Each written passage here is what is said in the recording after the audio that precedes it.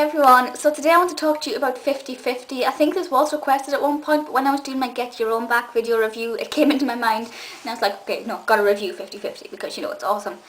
50/50 was one of my favourite TV shows. It was one of the very few game shows I enjoyed as a kid. I didn't really watch that many of them, I'll be perfectly honest with you. But this one I absolutely could not live without. And the first thing when I was researching it last night, you know, to get facts and figures and things, oddly of which, none of which I've taken down. That was weird. I must have got sidetracked. I do that a lot. The logo is brilliant. You have like the sort of capsule, and half of it is blue and half of it is yellow, each one saying 50/50, well 50/50, and because you have the two schools competing in each episode. You have one school who's in blue t-shirts, one school who's in yellow t-shirts. I always wanted to be one of the schools that went on to 50/50. I never was. I wasn't that blessed.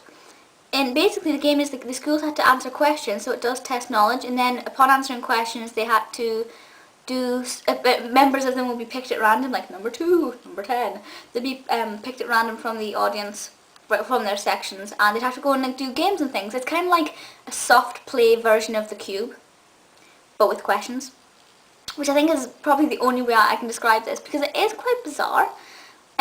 The final round was the one everybody looked forward to, and I imagine that everybody who went, their school went to that show, if they were going to get picked, they'd want to be picked for the Avalanche, mainly because that got the most airtime out of all the challenges, because it took the longest, so you'd be on TV the most, which, you know, for me is like the highlight of the whole thing, I imagine.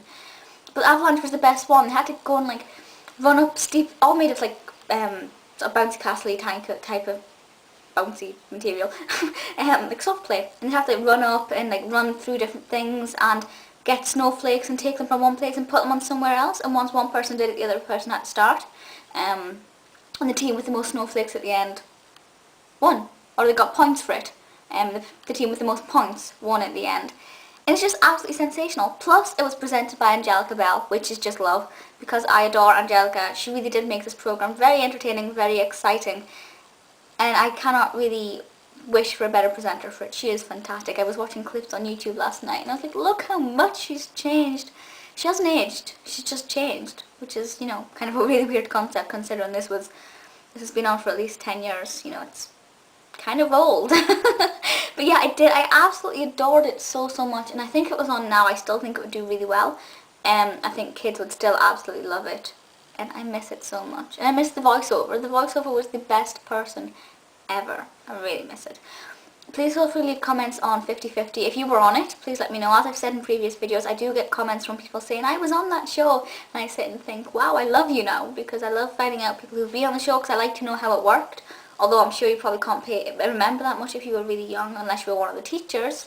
That'd be quite interesting. But please feel free to leave comments and let me know your thoughts on 50/50. Any suggestions for any future shows, please do let me know. And that's it for just now, so I'll see you all next time. Bye!